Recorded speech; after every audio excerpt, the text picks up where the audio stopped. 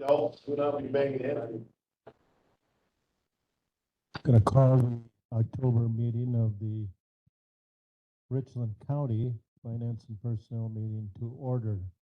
Mr. Kalish, lately of Rome or Milan or someplace over there. Depended on the day. Please take a roll. Carroll, Here.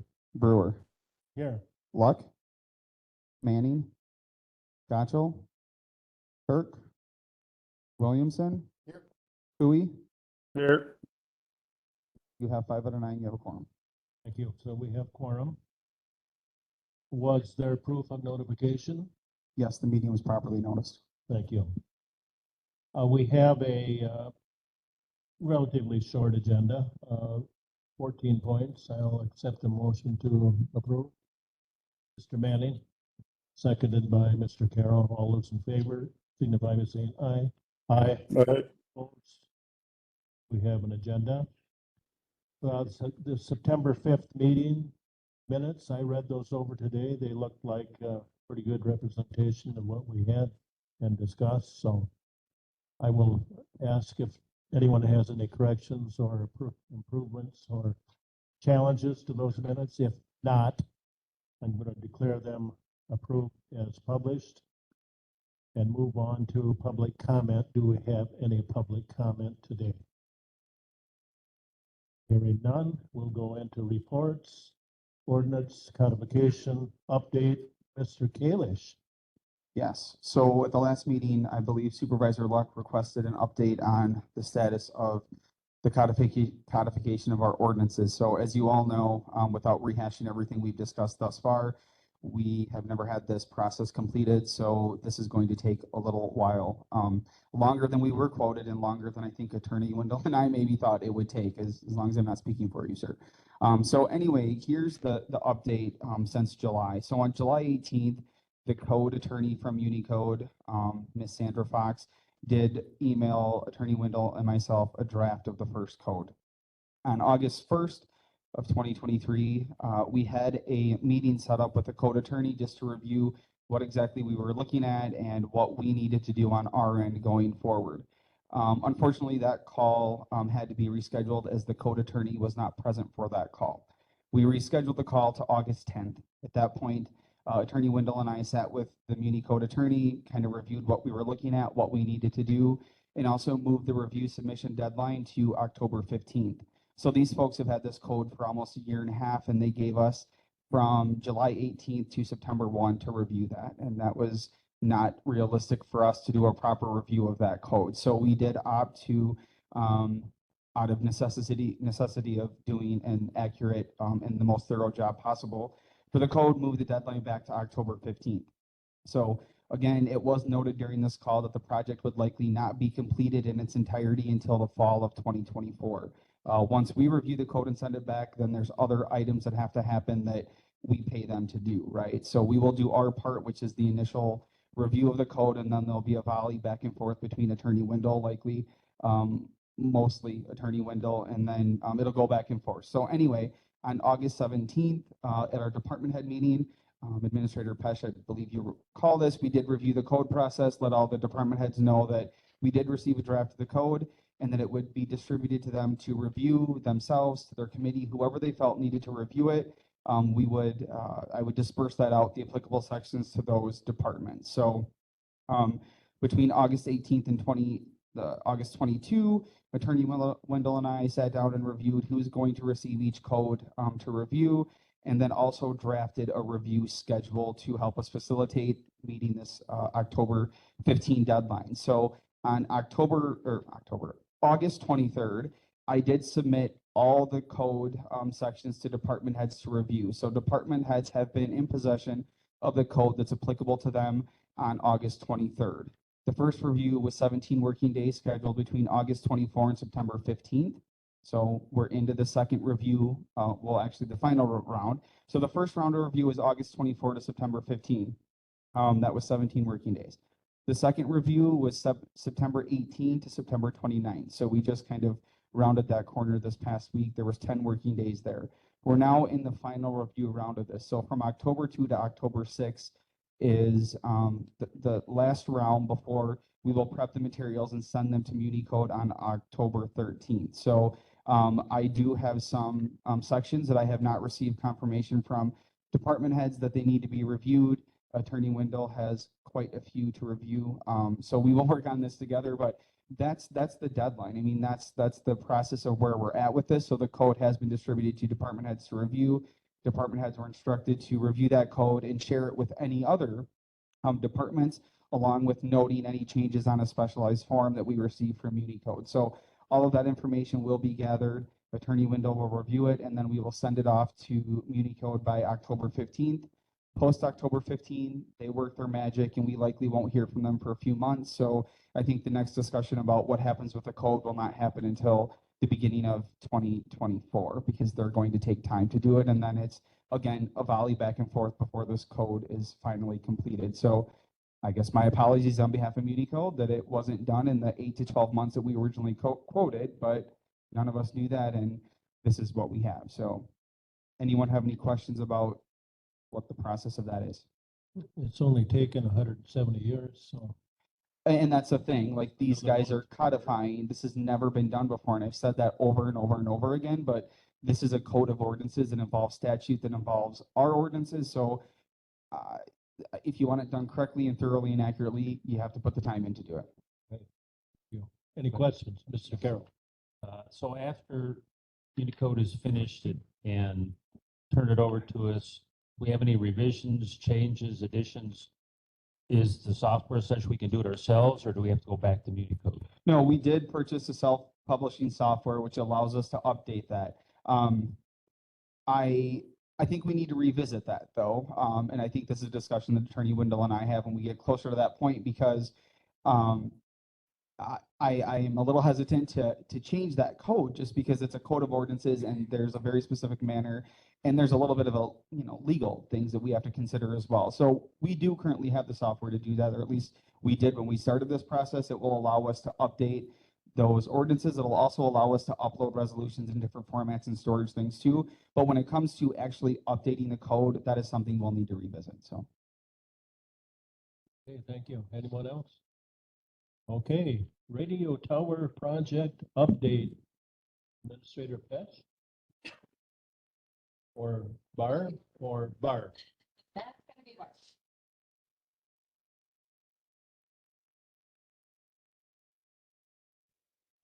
So we have in your packets, there are two updates. One is a written summary. The other is our budget update. We have worked with Mike to get this so that every month he is to be sending a written update. This is to let you know how we're progressing. And sometimes, even during all these weekly meetings, it feels like progress is very slow. I can tell you that today was definitely a volley of email day, and we got a lot done. Our October goals are to set the final sites and approve DDR. DDR was to be approved back in August. We did not meet that initial goal. However, I think that October is realistic. We want to get the engineering done ahead of the weather so that we can start with some of the work before the ground freezes. I don't foresee that being a problem either. After the DDR is finalized, and that's where we approve the equipment and the design, then the equipment will be ordered and we start working with the FCC licensing approval. All these steps can be slowed by any of the caveats that are there. FCC has to approve our towers. We are aware of some potential issues. We think that we will be okay, but there are a couple of them. And if that happens, then we have to start back with different designs. For site acquisitions, the Richland Center site at the Hill, we did get good news. We have good lease rates. Gotham, we have a signed lease agreement with the landowner. However, we are looking at a couple other options just to ensure the best coverage for our county. Muscadet, we have engineering to do with US Cellular, and we have a established lease rate. Westport, we're still looking at alternate locations. That's a very civil work heavy site that we have there, so we're still working on that one. Viola, if Westport moves, there would be a possibility we would want to change that, but that one's pretty much set in stone. We do have the landowner agreement. Yuba, we have a landowner agreement, and we're just, actually, I'm not sure if that one's signed. Is it clear? We have a verbal agreement. Okay. So we have agreements there. Bunker Hill, I think that we will stay on Bunker Hill, and we will have to do a survey of that tower with potential upgrades to be done on that. Keysville is another one that we would be waiting on regulatory approval, but we are looking at alternate sites as well. So we should finish the surveys and the regulatory reviews this month. That is a brief update of what we're doing financially, which I know is very important to this committee. The next sheet that's in yours has several pages to it. The initial page is just a summary. It talks about our budget, our contract. I'm not honestly sure what the Clint column is. I don't honestly know, but the current column is what where expenditures are to date. So if you look, you'll see civil engineering costs. To date, we're projected to be 18,000 under. I'm sorry, 18,000 over with all of our different civils. So we're a little bit over there. We're on total a little bit under what we borrowed with the radio vendor at this time. And the civil costs can change as we go there. These are just projections. The equipment for civils, we don't have a good handle on that because we haven't started building towers. Once we start building, those numbers will change. Then the project consulting services, those are the actual bills that we've gotten in, and you can see we barely touched that amount. I mean, we still have 316,000 left in that pot. So overall, we have quite a bit of money left, but again, we're just in the beginning phases. As we start to actually put towers on the ground and implement things, that money will change quickly. Once we do DDR, our second payment to GenCom will be made, and that payment, if you just look right up here, is 20%.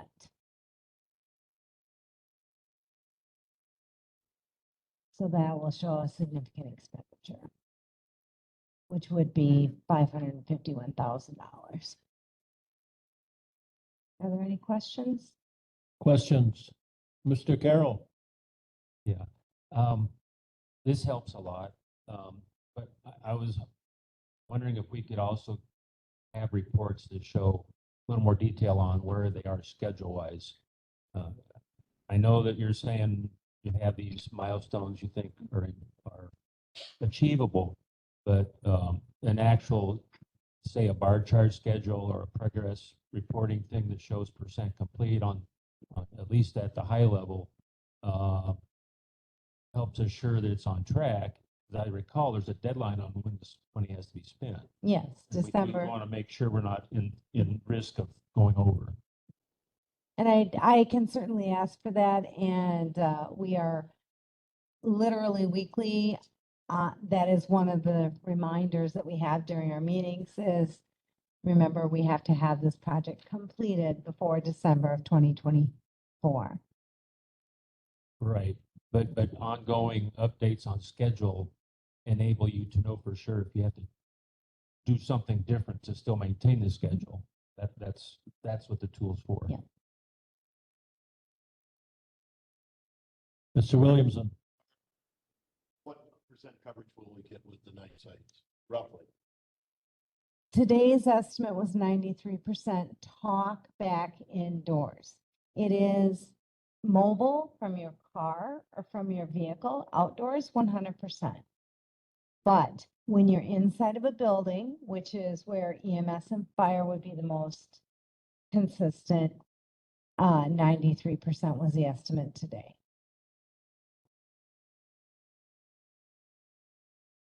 Okay. Thank you for that report. Look forward to more information.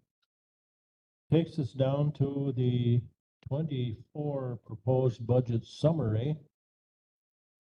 And I will ask Administrator Pesh to give us that report.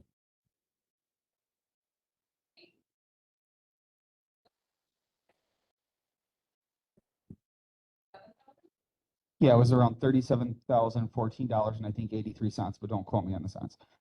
Um, so what happens with this, as you guys are probably aware of this, some of these original estimates and stuff come in a little later, or they come in, throughout the rest of the year. So since we did what I'm calling the preliminary budget, right, the proposed budget then includes the state aid for computer state aid.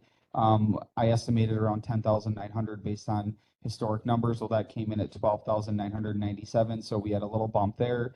And then our actual estimate of shared revenue came in, which was a little unknown because they were putting the solar, the Bear Creek Solar project in there. So those numbers actually came in. That's like 35,000 more than what we had anticipated before. So really, then, as Candace, Administrator Pesh just said, the totals are really just reflecting the increase of those revenues. So it's not going to look very much different from the version that you had at the last meeting. But since those numbers came in, I did obviously adjust those. Bear in mind, those are estimates, right? There are some other documents that trickle in as far as totals, up to the budget being approved and even after final totals come in November. So we do the best we can with what we have, but those are the changes that were reflected in the document you have before you. Thank you, Derek. Do we need to take action?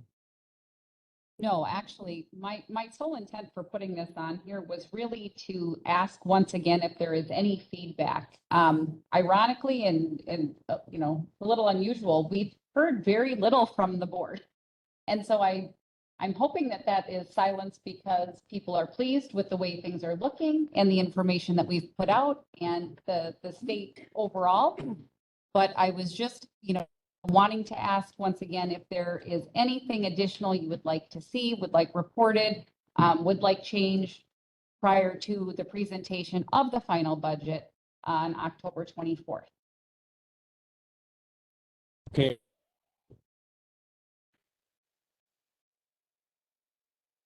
Gene billing provider from, I think it's Civcoda, maybe Civicoda, I don't know, Civicoda to EMS MC.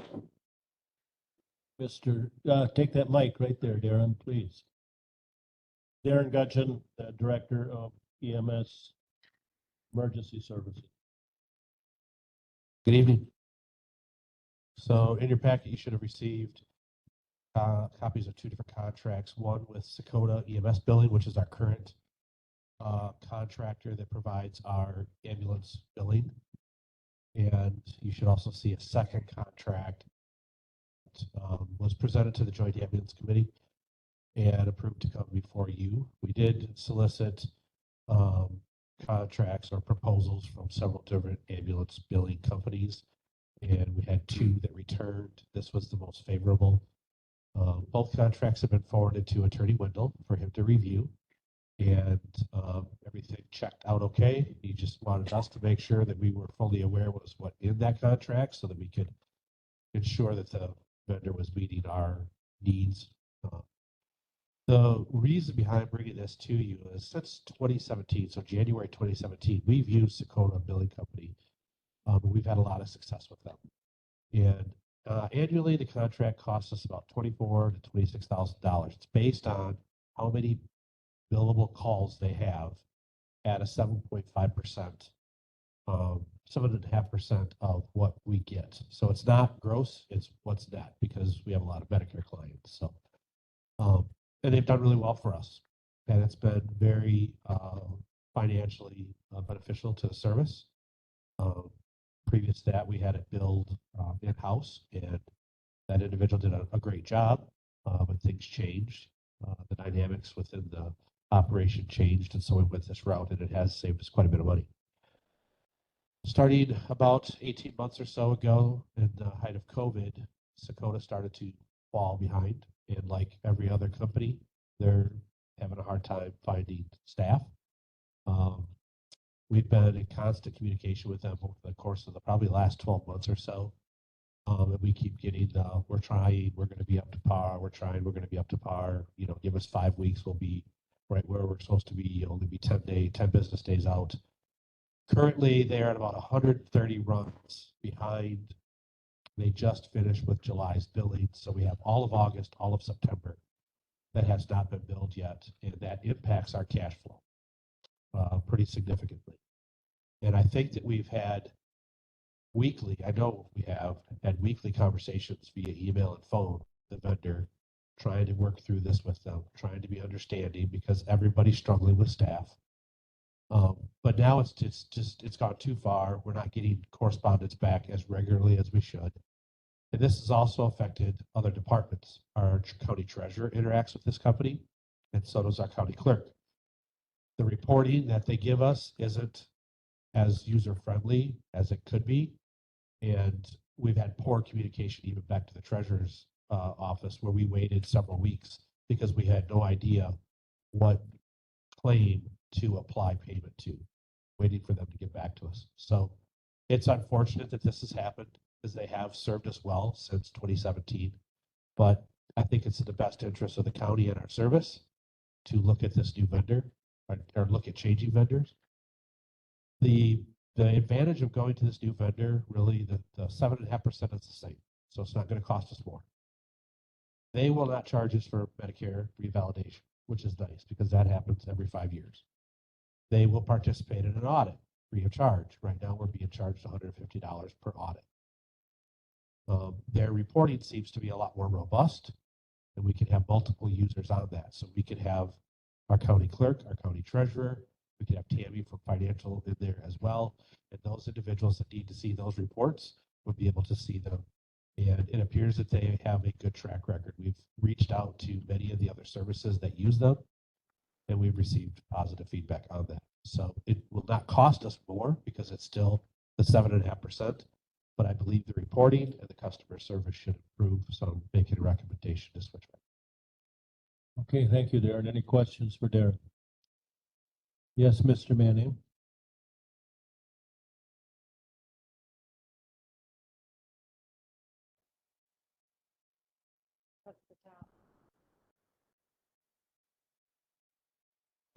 When we first started about the new location for the ambulance, there was a number of people contact me worried about the noise and the speed of the ambulances there.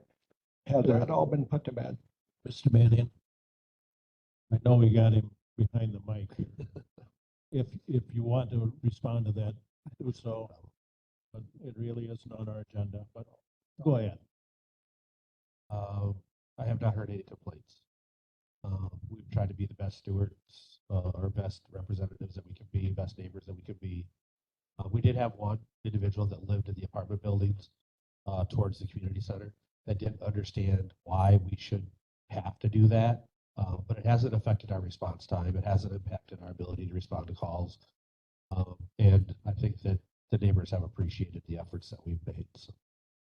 Mr. Manning, while you've got the floor, though, why don't you make a motion to ratify the...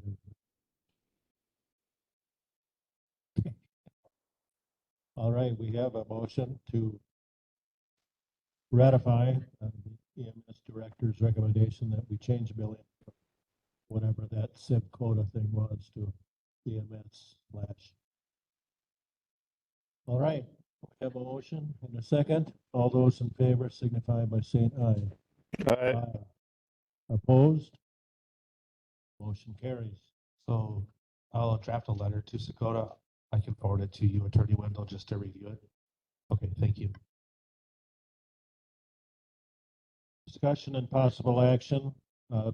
Agenda item number 11, approval of modification of the HHS addendum to the employee handbook. I think Trish Clements is here to tell us about that. So we are looking to make some changes to our employee handbook for Health and Human Services. There's 5 things we're looking to change. 2 of them are big changes. The other 3 are just minor.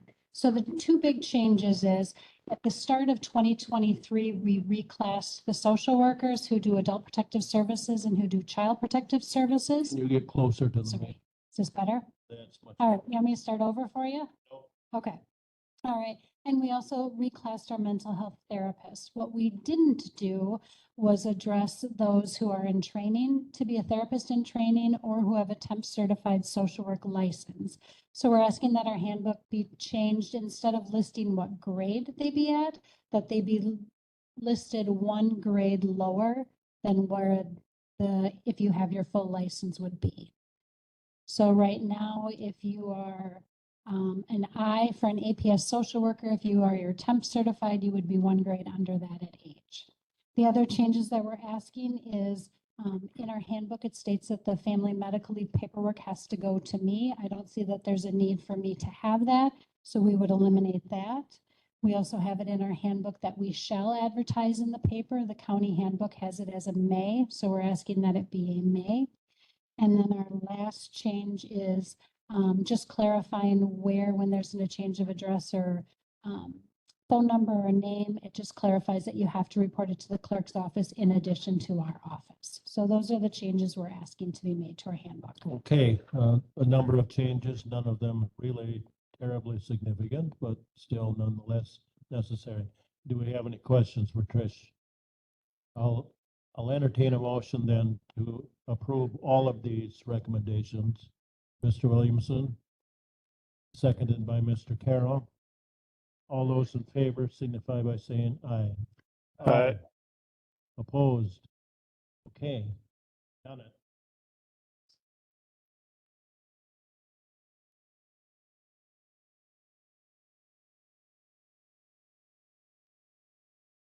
Discussion and possible action, approval of, we're skipping now to personnel. Discussion and possible action, approval of HR generalist position. Administrator Pesh. So at the last meeting, you all approved my going ahead and sending the HR generalist position description to Carlson Detman to receive a formal rating, modifying the HR director position down to an HR generalist position, simply because with the prior HR experience that I bring to the table, I don't feel as though we need a director at this point. I think I can handle a lot of those duties, but we do need someone to start taking on some of the HR generalist duties. Tammy Hendrickson has been filling multiple jobs for years, and it's unfair to her. And it's just unrealistic at this point with 400 plus employees. And so I sent it off to Carlson Detman, and the generalist position came back at a grade K, which is $28.92 an hour to $32.87 an hour, with an annual salary of $60,153.60 to $68,369.60. So about a $27,000 difference from having a director. So significant savings, and we will still be able to get the HR support that we really need and start establishing some new policies and procedures and updating all of the things that we should be. So I am asking for you to approve this position, which was included in the budget, to go forward to county board. Okay, you've heard, we've talked about this before. Do I have a motion? Mr. Williamson. Second by Manning. Okay, it's been sent to Carlson Detman, came back as a K. Seems like a reasonable salary range to me. And I know it is a necessary position. Not every time, but I've frequently been in the county clerk's office when an employee is leaning across the counter talking about usually health insurance, but any number of things. And I really think this is a very necessary thing that the county needs for the 400 employees. And, we'll make a little cubicle, a confidential area where these kind of things can be discussed. So, all those in favor of this motion signify by saying aye. Aye. Aye. Opposed? Okay, the motion carries. Moving right along. Future agenda items.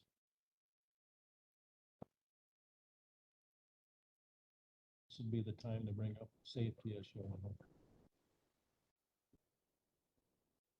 Okay, anyone else? All right. Motion to adjourn, do I have a second? I'll second. All those in favor, say aye. Aye. Aye. Opposed? We are adjourned.